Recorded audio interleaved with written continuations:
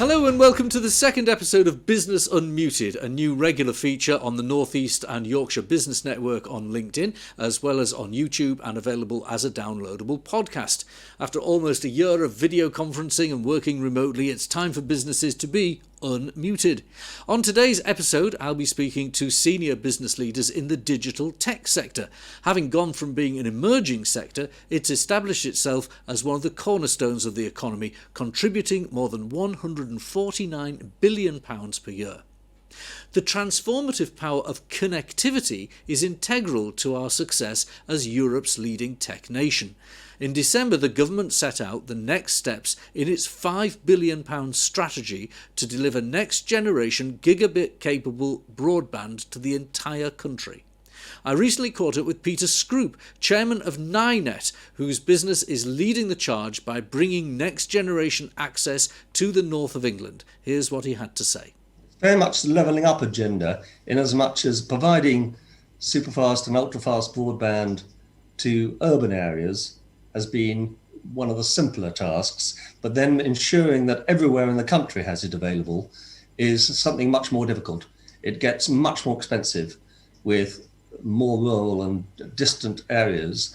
So that's really been my focus with NYnet, has been to ensure that in North Yorkshire, where we have deeply rural, the largest rural county in England, that we do have the ability to have this for all of our businesses and all of our residents.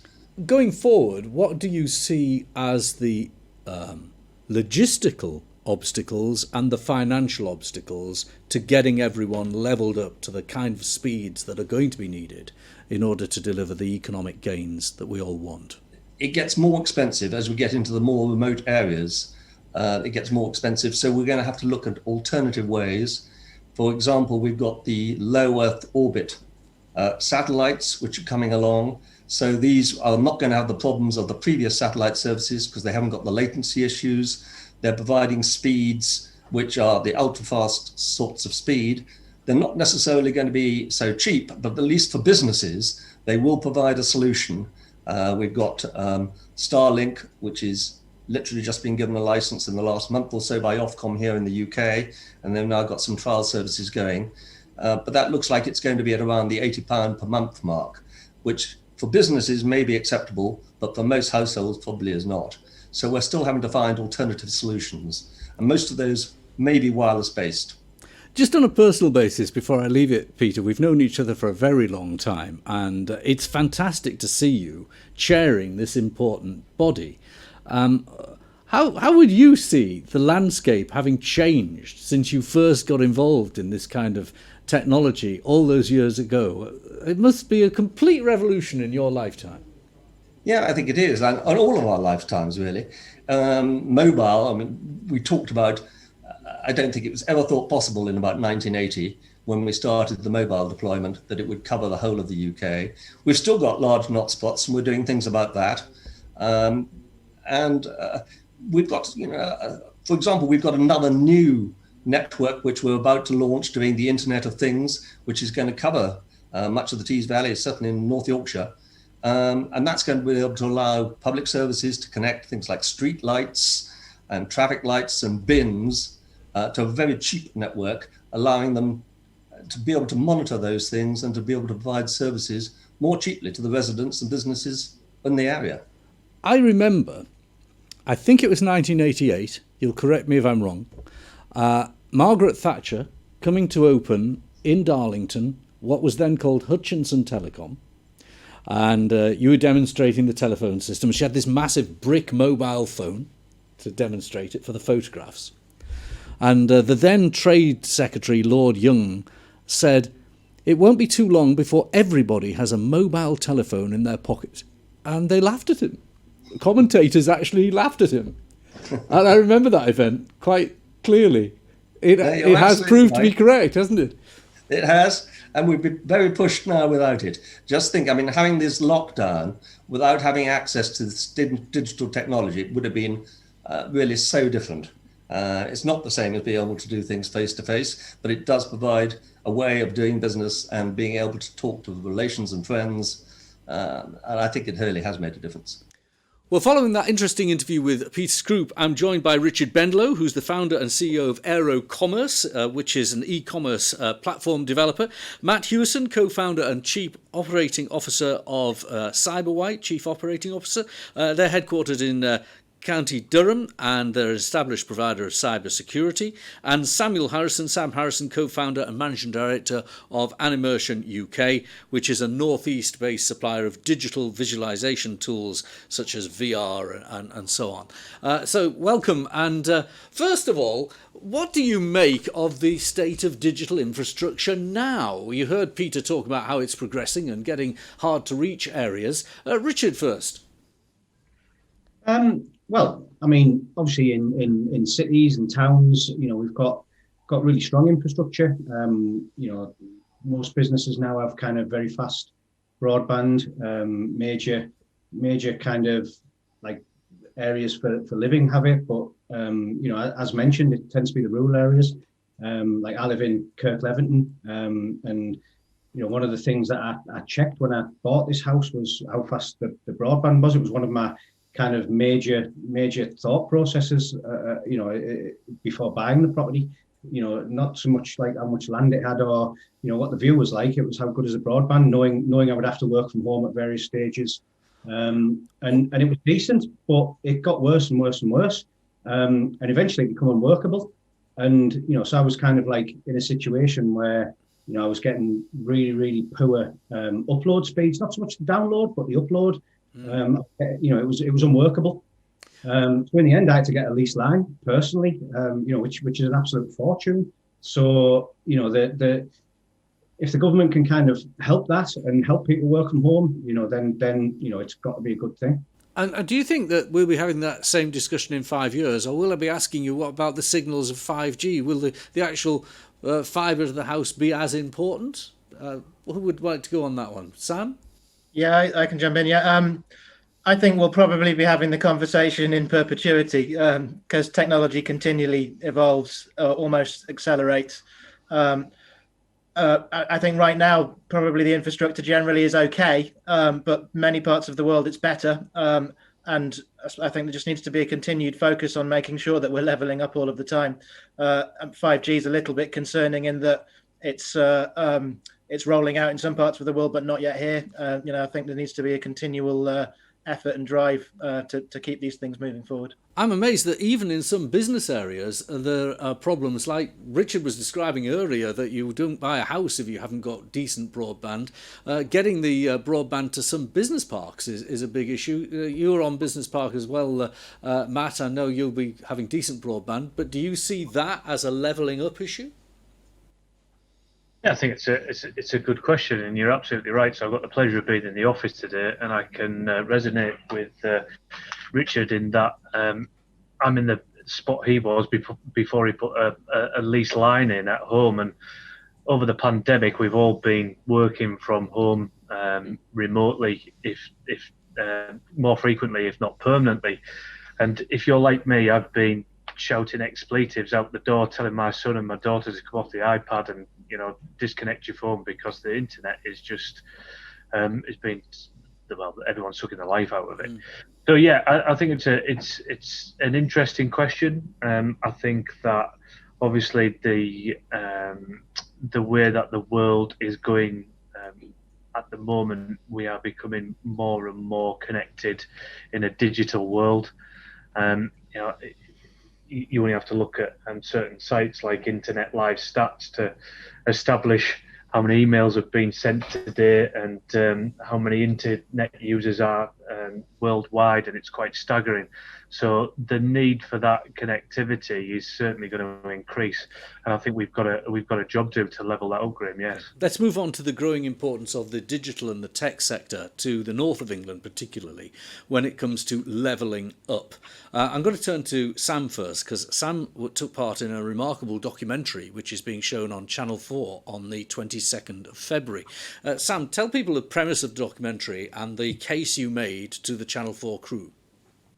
The premise was a successful entrepreneur from London looking at relocating a portion of the business or the portion that's growing. So evaluating various areas and came to Middlesbrough to have a look at what that would offer. And so my role was really taking them through some of the benefits of the area and our experiences of being a technology company there. So yeah, great project to be involved with. Tell me what the key thing you said to Channel 4 was to sell the North. Well, we talked about a number of things.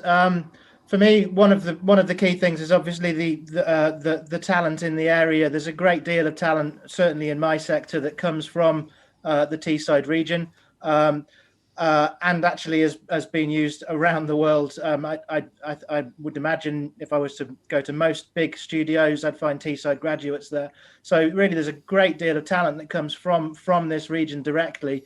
And there's an opportunity for some of that talent to stick around, and I'd like to see it do so. And I think we're at an interesting junction at the moment. It's becoming clear to lots of people that they don't necessarily need to be spending 9 to 5 in the office. I think there's a lot more flexibility for some of that creative and digital talent to be thinking about where they perhaps are based on a day-to-day basis. So I think there's more opportunity for companies and individuals to think about relocating to areas where perhaps housing prices and lifestyle are a little bit more attractive, and then consider working remotely or spending less time in those big cities. So I think there's potential, quite strong potential for a bit of a reshift. I think the interesting thing about that documentary, I'll bring Richard in on this as well, is that they were saying, and it was the first time I'd seen a national commentator say this, that the North, yes, it has to level up with manufacturing jobs and building big projects like offshore wind and HS2 and so on. But there's no reason that the geographical and financial advantages of the North shouldn't be exploited for the purpose of investing in digital and IT. Richard, I know you've decided you could have located your business anywhere, but you've decided Middlesbrough. What would your elevator pitch be of why Middlesbrough if you were talking to a big national client? What do you say? Well, I'd echo the thoughts there of like the tech talent is here. The university churns out decent kind of people constantly in tech. We've got strong leadership from the mayors that are very kind of focused on tech. Buildings are getting built now around here. And the cost of living here is far cheaper than cities. I think cities are in the spotlight at the moment because of the pandemic and the closeness of everybody in a city. So I think kind of a lot of businesses are looking at their expensive offices in cities, expensive living, in cities, and starting to kind of consider, is that the right thing? Do we need this?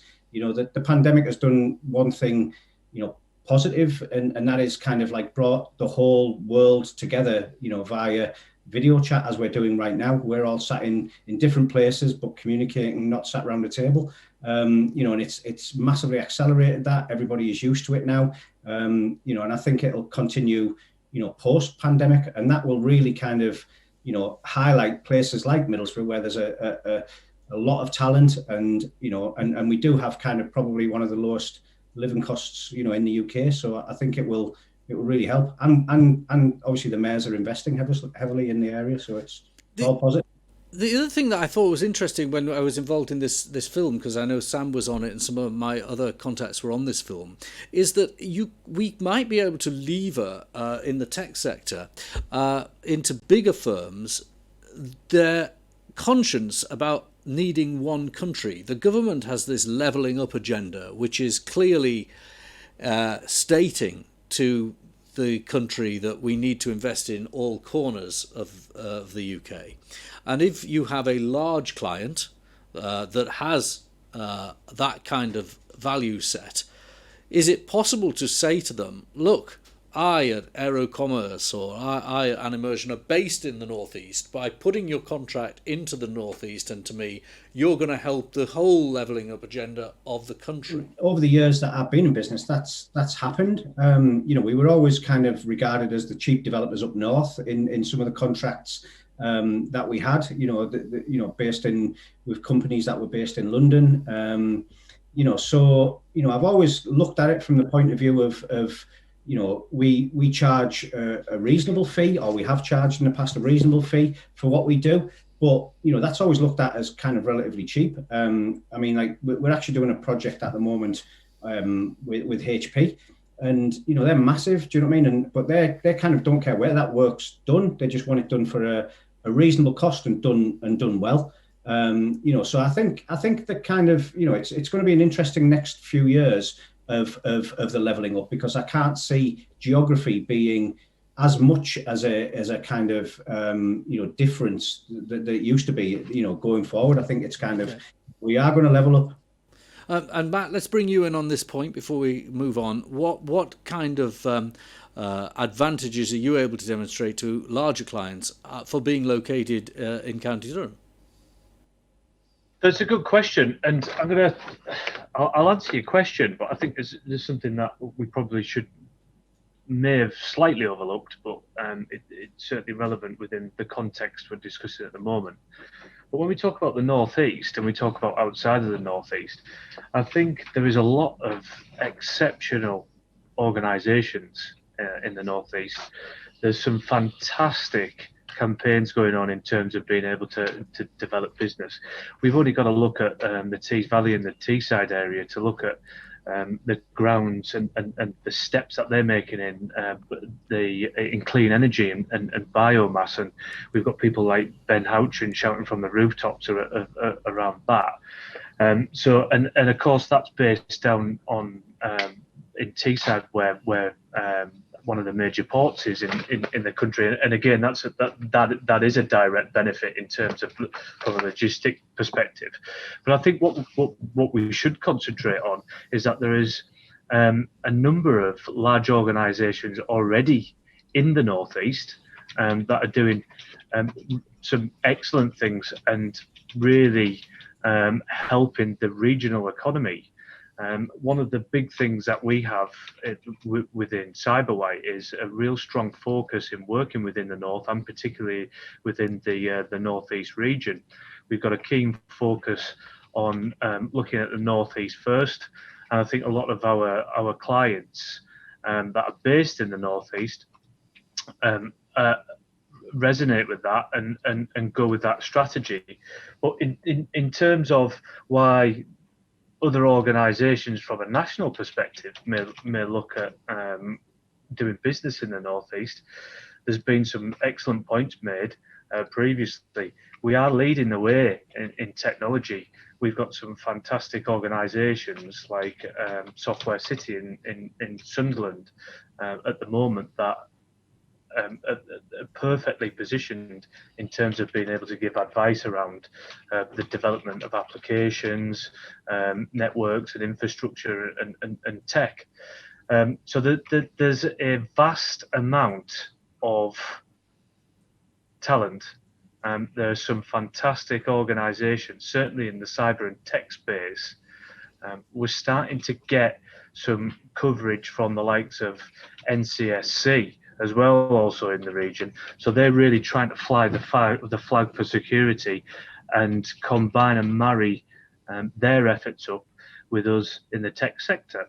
Okay, let's move on to another topic. I suppose I'm going to start with Richard on this, because it's less than 6 months to go before the deadline for a global deal on how to tax the digital world, which will see the likes of Facebook, Amazon, Google paying into national accounts throughout the world. The EU wants to implement a fair tax policy for digital businesses. The UK introduced a digital services tax back in April 2020, a 2% tax on the very largest digital companies. France introduced a digital services tax in 2019, taxing tech giants 3%. Let's look at what our contributors think about this. Richard Bendelow first.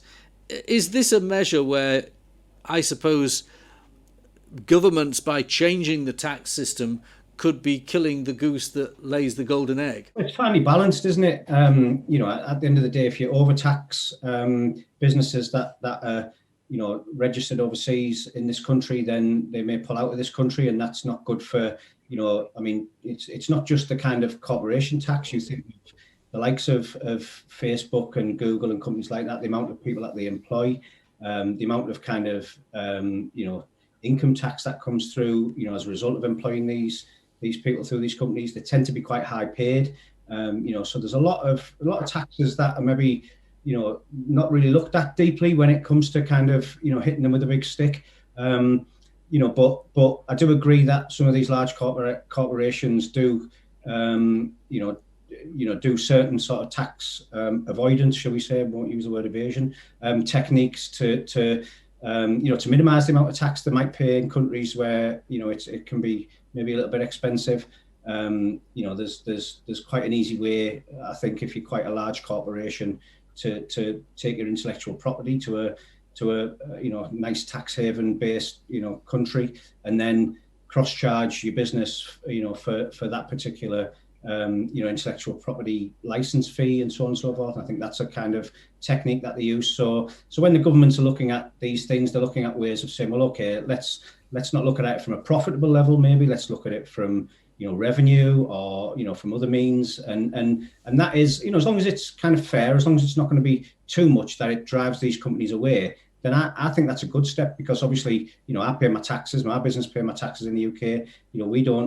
We don't have the benefit of being able to kind of get it cheaper because we haven't put our IP offshore and whatever. So I think it's a balance. You've got to find that balance, but if you do find that balance, I think it's fair and right. I think that the point is, I suppose, you have to modernise the tax system, otherwise we'd still be taxing windows like they did in several hundred years ago, or you'd be relying on fuel tax all the time, or even relying, when it comes to personal income tax, on an ever diminishing group of large rich people.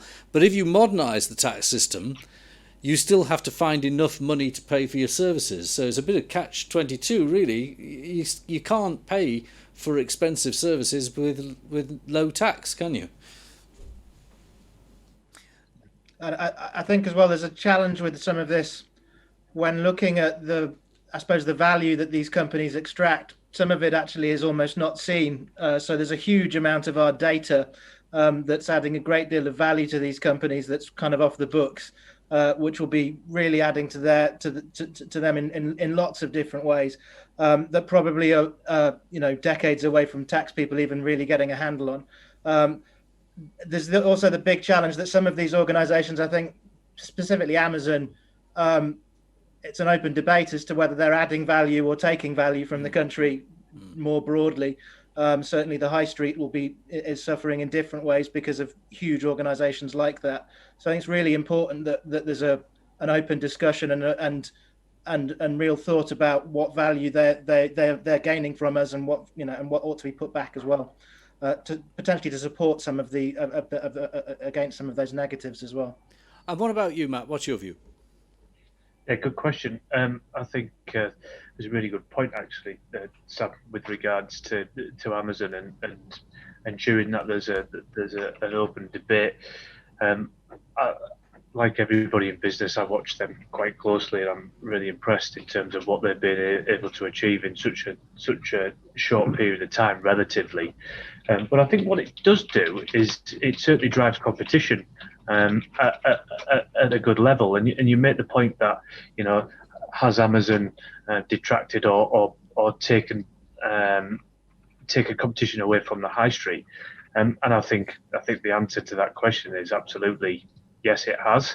But has that then given those organisations an opportunity to turn around and reflect and become or look to diversify? And maybe we talk about levelling up, but getting up to a level whereby business is done through e-commerce or over the internet.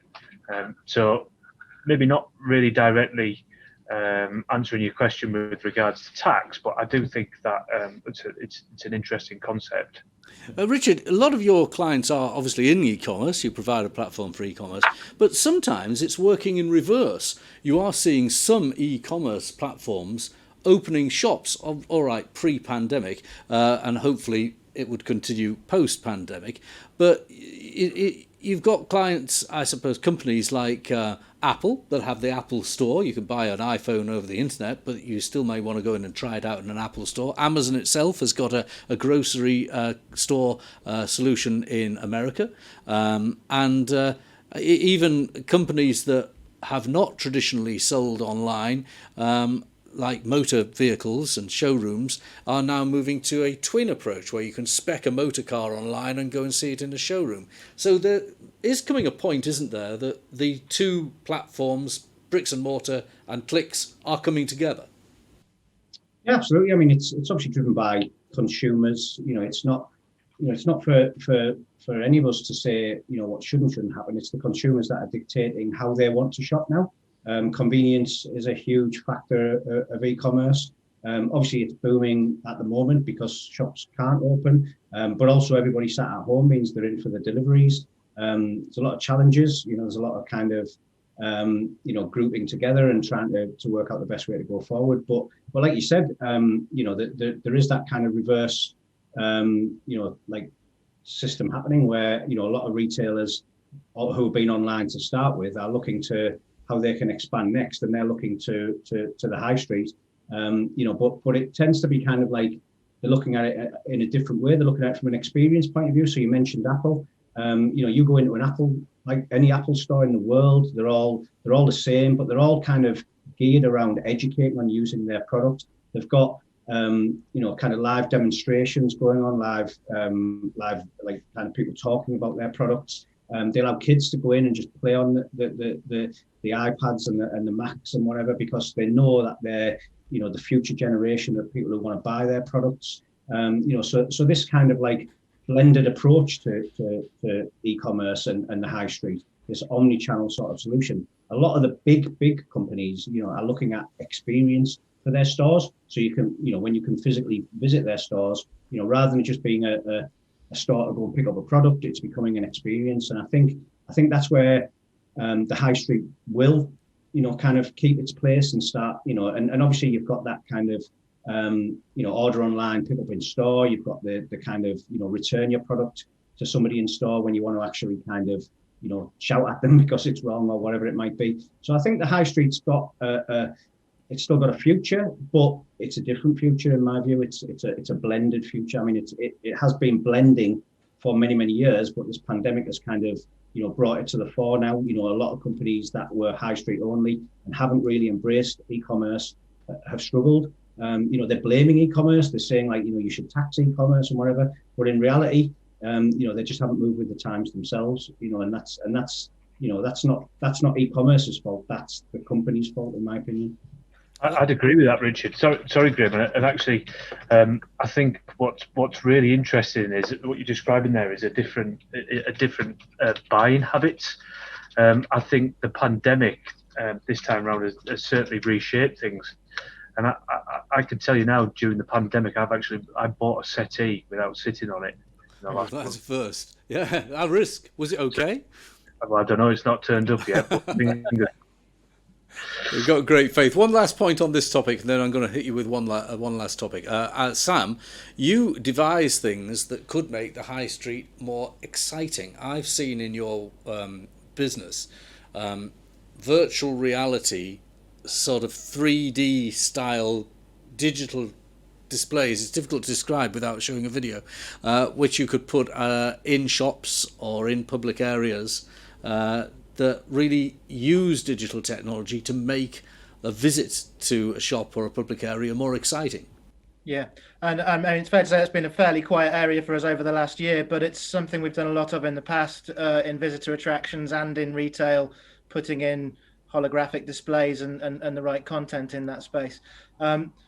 Interestingly, I think the UK is really far behind the curve on this. It's something that we about 3 or 4 years ago, we had a run of some really interesting projects in South America and the likes, where we were selling the hardware and content into those areas, but very hard to get UK retailers really interested in that at the time. I think that calculus will be changing quite rapidly at the moment, but I do think I completely agree. We need to turn, the high street needs to think about becoming a destination, somewhere where people are thinking about going for their entertainment and experiences, something that draws them there, because you're simply never going to compete with the convenience of buying online. And a lot of these immersive technologies, they're getting into the homes right now and offering some of that too. So augmented reality is going to be pretty huge in terms of examining products at home, seeing how they fit into your house, etc. So that experience digitally is leaching into people's homes. and that retail experience at home is only going to get stronger. So the high street really needs to look at it's no longer a utility, a place you go just to achieve a certain objective. It's got to draw you there with some real added value, and some of that will have to be fun, and they've got to do things that you can't do online, and that's getting increasingly hard. It's a challenging thing. Okay, I've got one last question. Quick round robin. It's a bit of a blindsider on this. I'm sorry about that. I've put this video together and I found it very difficult to find a woman who would take part in the video. I know that there are talented women working in IT, but it is a bit of a truth. Maybe it's stereotype, but there's a truth to the stereotype that there aren't enough women working in IT. What is your experience about recruiting women, and where are you in each of your businesses in getting more women into the sector? I'll start with you, Sam, because I've been into your business quite recently and I know there are some talented women in the business. But in general, what would you say? Well, I suppose firstly, it's quite difficult for small businesses. I'm really keen that we have as diverse a team as possible. When we, every time we get more diverse, I see it, add to the quality and culture of the company, I think. In terms of, I suppose, the development end of things, the technical software side of things, we've made efforts in that space, and it's extremely difficult. I think the pool of talent out there is unfortunately smaller, not through ability at all. I think just through the I suppose the culture that we live in, and it's going to take a while for that to change. Okay. Sorry, I was just going to say, but we do make efforts across the board. So, certainly, as you move up towards the management level within Animmersion, I would say that's now probably more female than male. Okay, fine. Richard, do you think the sector needs to make greater efforts to encourage women, maybe at entry level and at university and college level, to get involved in the tech sector? Well, I think that's happening. I think there's a lot of initiatives out there, which maybe hasn't quite filtered through to kind of like employment level just yet, but certainly in the kind of education sector, I think there's a lot of initiatives for women to get more into the tech side of things. As was said, it's we've got a lot of women in our business and in my previous business, but at the technical level, at the kind of developer programmer level, that tends to be male dominated. But I think that is going to shift over the next few years. I just don't think we've seen it filter quite into employment level just yet. Okay, and Matt, last word to you. Yeah, so really interesting topic, and a good point. Some good points made from Richard there. I'm not entirely sure as to whether or not the whole techie piece is going to see an increase in women joining in those roles, and I just wonder if that's more down to interest than anything else.